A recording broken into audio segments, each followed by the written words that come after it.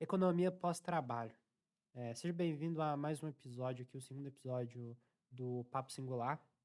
Para quem não entende muito do que se trata essa série aqui, o Papo Singular, ele basicamente é para falar sobre as transformações que nós temos na sociedade, que a tecnologia, principalmente a inteligência artificial, está é, moldando a nossa forma de pensamento, a nossa forma de trabalho, nossa economia e sistemas é, morais, econômicos, éticos, enfim, praticamente tudo. É meio que um Deus ex machina da vida real, realmente.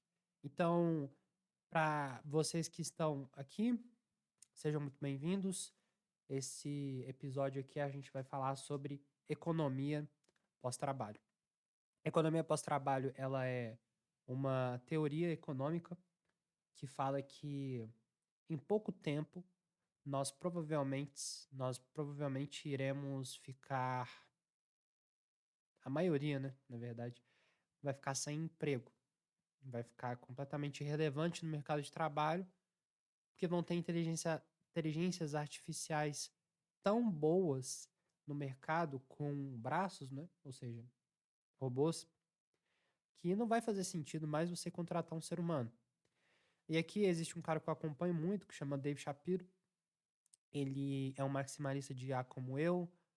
Ele é um teorista ali da economia pós-trabalho, e ele postou aqui um tweet há pouco tempo, aqui, na verdade, tem pouco tempo mesmo, tipo 1 hora, e eu achei interessante fazer um vídeo, o segundo episódio sobre isso. Então, vamos aqui para a tela. Beleza, eu vou dar um zoom aqui, para todo mundo conseguir ler, né?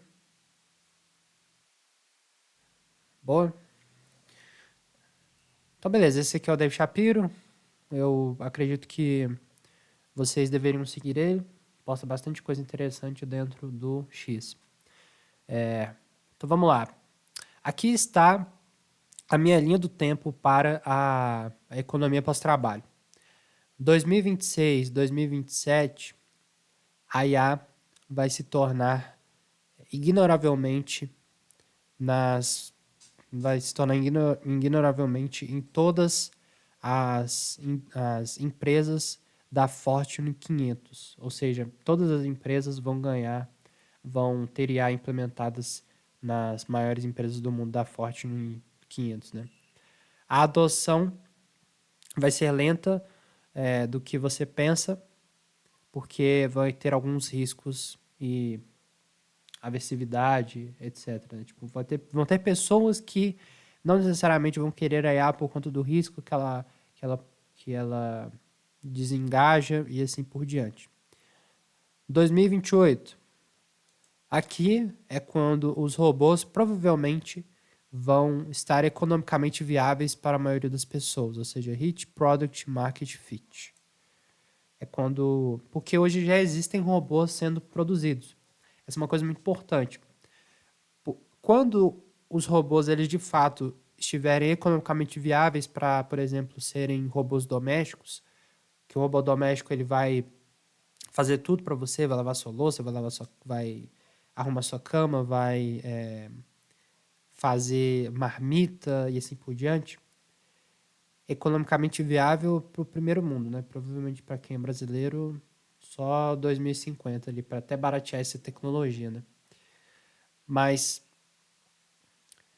ele fala aqui uma coisa muito interessante que é 2028 já vai começar a ter robôs com market fit interessante, ou seja, robôs que de fato fazem coisas importantes no mercado e ao mesmo tempo são economicamente viáveis.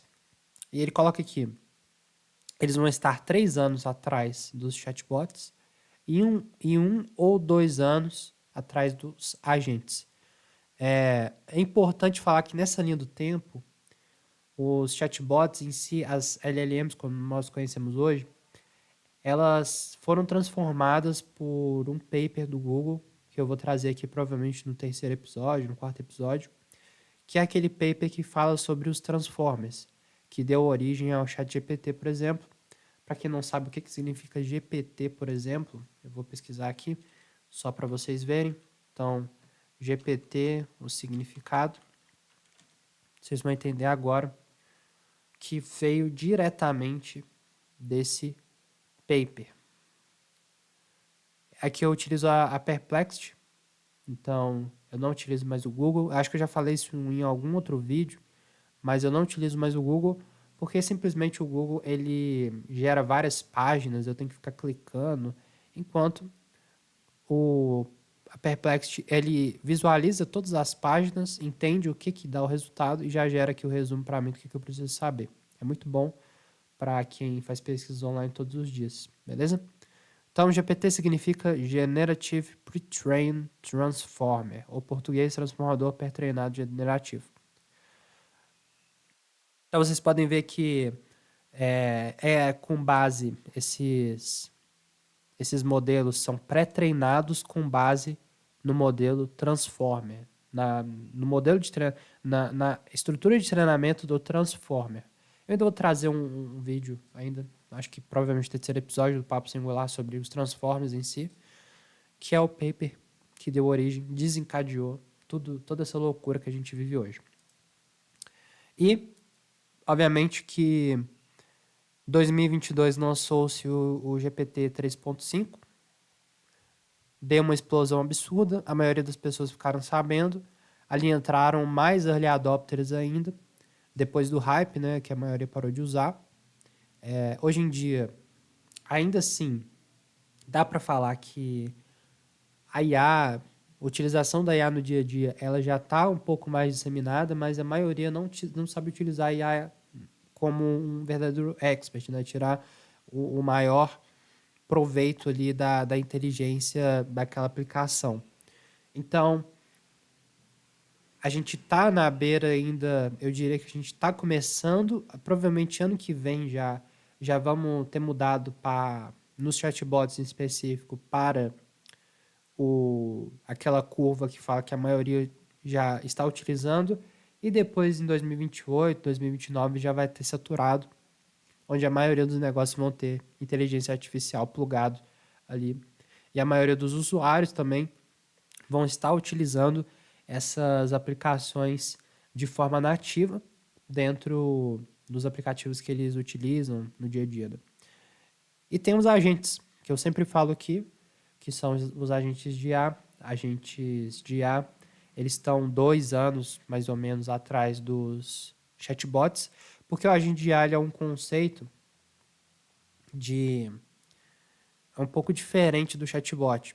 Enquanto o chatbot ele é pré-treinado, você pode fazer questões específicas com o agente, que não vale destacar aqui, mas para quem está dentro dessa indústria, para quem já está colocando agentes para implementar, é possivelmente muito early adopter nesse período. Por isso que eu sempre falo que as empresas elas têm que acelerar. Se não for contratar, por exemplo, o meu serviço, ela tem que acelerar no sentido de entender quem pode implementar isso para ela, ou ela mesma pode implementar para ela. Né? Vamos para 2029 a 2031. É aqui que a IA vai se tornar the next big thing in business, ou seja, a próxima grande coisa na maioria dos negócios, né? Então ele está prevendo que no final e no final dessa década e no começo da próxima vai se tornar a grande coisa, provavelmente por causa dessa palavra aqui chamada agentes. Como a nuvem, e ele fala aqui, né, que vai se tornar a grande coisa nos negócios como a nuvem se tornou alguns anos atrás. A questão do armazenamento em nuvem se tornou anos atrás. Durante esse tempo, robôs irão começar a produzir, né? Ter grande impacto ali na produção. E trabalhos do conhecimento, né? Trabalhadores do conhecimento vão começar a aparecer dinossauros. É uma previsão, eu acho que até um pouco conservadora. Eu diria que existem muitos trabalhadores do pensamento. Trabalhador do pensamento entenda como uma pessoa que utiliza não da sua força física para conseguir fazer sua renda e tal, e ter uma profissão para sobreviver no sistema capitalista que a gente vive, né? Então, por exemplo, um psicólogo, um nutricionista, eu, por exemplo, que trabalho com tecnologia, programadores, designers, web designers e assim por diante. São trabalhadores do conhecimento que vão parecer dinossauros por conta da computação. Ela fica cada vez mais barata e melhor. Eu aqui colocaria dentro desse período aqui, ele não vai falar disso, mas provavelmente aqui, ó, entre 33 a 40, eu colocaria aqui a saturação da inteligência. A saturação da inteligência é basicamente quando a gente chega num ponto em que não faz mais sentido os pesquisadores da IA fazerem a IA ficar mais inteligente. Porque você tira, por exemplo, você vai fazer uma task hoje. E vamos supor que nesse mundo hipotético aqui, a gente já tem agentes que conseguem controlar computadores e aí a mudança é radical em todos os negócios, que em vez de você contratar uma ferramenta, um software, por exemplo, um Google Planilha, você vai contratar um agente e esse agente vai fazer todo o trabalho para você. Nesse meio tempo, vai surgir a pergunta: bom, se a gente já consegue resolver a maioria das questões que esses caras enviam para a gente, por que a gente vai querer deixar a IA mais inteligente? Meio que não faz sentido. É a saturação da inteligência. Chega num ponto em que, se todas as tasks elas estão já sendo resolvidas com primazia, com uma boa qualidade de resposta, não tem por que você colocar mais treinamento dentro daquele modelo. Isso pode diminuir o custo. Você pode tentar fazer uma engenharia ali para diminuir o custo, que é o que vem acontecendo e tal. Os benchmarks eles provam isso, que a cada novo modelo, o custo ele é diluído, o custo do modelo anterior ele é diluído drasticamente. Como, por exemplo, os modelos mini da OpenAI, que tem uma qualidade muito boa, por exemplo, o 4O Mini, ele tem uma qualidade muito boa por output, e para quem utilizar a API sabe que ele é barato, ele é bem barato, então dá para brincar bastante. Então eu adicionaria esse ponto ali entre 2035 e 40, a saturação da inteligência. Mas vamos voltar aqui para o que o Dave Shapiro tem para nos falar sobre essa previsão da economia pós-trabalho, né? Então, beleza, aqui. Os trabalhadores do pensamento vão se tornar dinossauros e a, a escrita está na parede, tipo, tá escrito que isso vai acontecer de alguma forma. De 2033 a 2035. Aqui é quando vai começar o grande o grande ponto, o grande pico de enviar a galera embora, enviar a galera embora, sabe? Layoffs. Eu esqueci a palavra em português para isso. É tipo, uma grande taxa de desemprego, assim, vai começar. Não necessariamente porque o país ele tá ruim, mas porque vai ter uma grande taxa de enviar as pessoas embora mesmo. E aí ele fala que vai ser o maior problema político dessa década, provavelmente, ou daqueles anos ali, de 2033 e 35, e eu imagino por quê. Já imagino por quê, e tem um nome específico chamado sindicato. O próprio... Eu estava lendo esses últimos meses, no último mês, para ser específico, no mês de abril, eu li 2 livros do Asimov. O Eu, Robô, e eu tô lendo agora o Homem Bicentenário. E no próprio Eu, Robô, eu acho que no capítulo 2 ou no capítulo 3, ele fala que as indústrias da US Robot Corp lá, que é a indústria fictícia lá que fabrica a maioria dos robôs, né?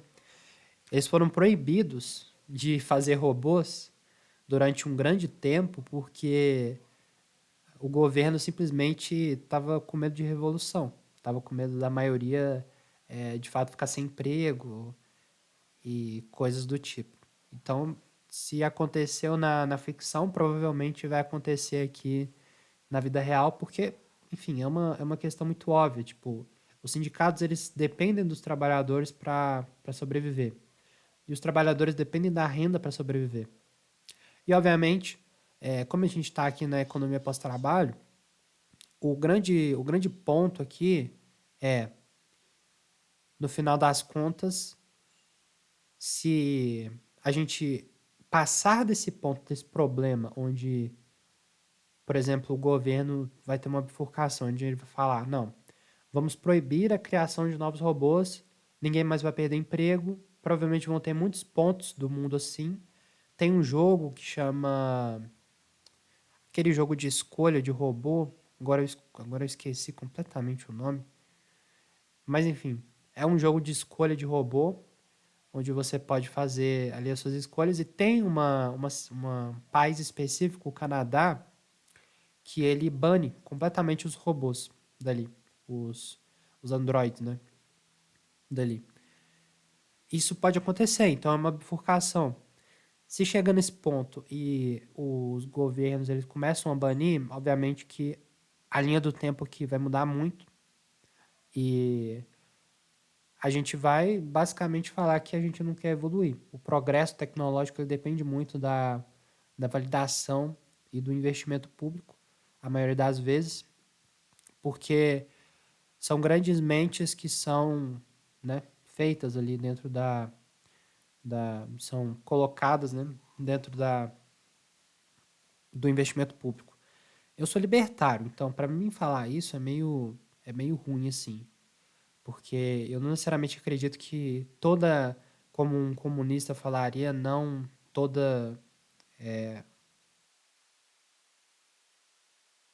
grande invenção da humanidade saiu por conta de um governo, sabe? Por conta de investimento. Eu não diria isso, porque para mim é independente de onde o dinheiro veio. A pessoa individualmente ou em grupo criou aquele ponto ali. Mas é verdade que provavelmente na realidade isso iria acontecer. Iria ser um dinheiro público ou de um dinheiro privado mesmo, por exemplo, da Meta ou de uma Big Tech. Então, voltando aqui, 2033 e 2035 é onde vai acontecer a maioria dos layoffs, são esse pico de desemprego absurdo, né, de mandar a galera embora, e vai se tornar um dos maiores problemas políticos. A IA e os robôs agora vão fazer a própria política ali dos negócios, né? Elas podem controlar bots, etc. E vai ser uma questão de tempo até conseguir a questão da saturação da pesquisa, né? Que se parece muito com o que eu falei. Então, a questão da saturação da inteligência, a saturação da pesquisa aqui, eu não sei necessariamente o termo em si, rich saturation, se tem um termo científico para isso e tal, mas sempre que você vê saturation assim, é porque existe um pico entre performance e continuar melhorando aquele ponto. Então, enfim, se você tem, por exemplo, um computador, você pode começar a melhorar ele, mas até que ponto, sabe? Até que ponto vale a pena continuar melhorando, até você atingir a saturação. É isso. E para finalizar aqui, de 2038 até 2040, agora a maioria está feito. Robôs, a produção de robôs vai ser finalmente finalizado. Tipo, a maioria dos robôs vão estar no pico de